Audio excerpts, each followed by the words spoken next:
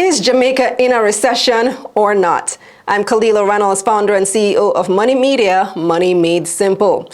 So there's been a heated debate about whether or not Jamaica is actually in a recession. So there's one group over here saying, yes, we've had 2 consecutive quarters of negative growth. That's the definition of a recession. And there's another group over here saying, no, it's actually not that simple. So who's right? Let's start with the official data. So according to projections from the Planning Institute of Jamaica, PIOJ, Jamaica's economy did decline by 3.5% between July and September, and another 1.8% between October and December. Now, we've always heard that 2 straight quarters of economic decline, meaning the country spent more than it earned, means a recession. But the head of the PIOJ, Dr. Wayne Henry, says there's more to it than just that, and Jamaica is actually not in a recession.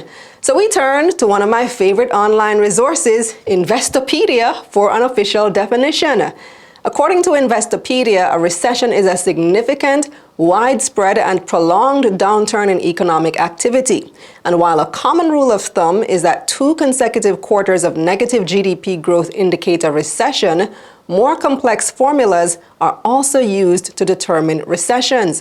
The U.S. National Bureau of Economic Research measures recessions by looking at non-farm payrolls, industrial production, and retail sales, among other indicators. So let's take a look at some of those other indicators. According to Statin's latest numbers, Jamaica's unemployment rate is at a historic low of 3.5%. Meanwhile, mining and quarrying and manufacturing, which are 2 of the island's key performance indicators, were up 8.5% in December compared to the same period in 2023. So what Dr. Henry is saying is that when you take a look at the big picture, Jamaica's 2 quarters of negative growth don't actually tell the full story.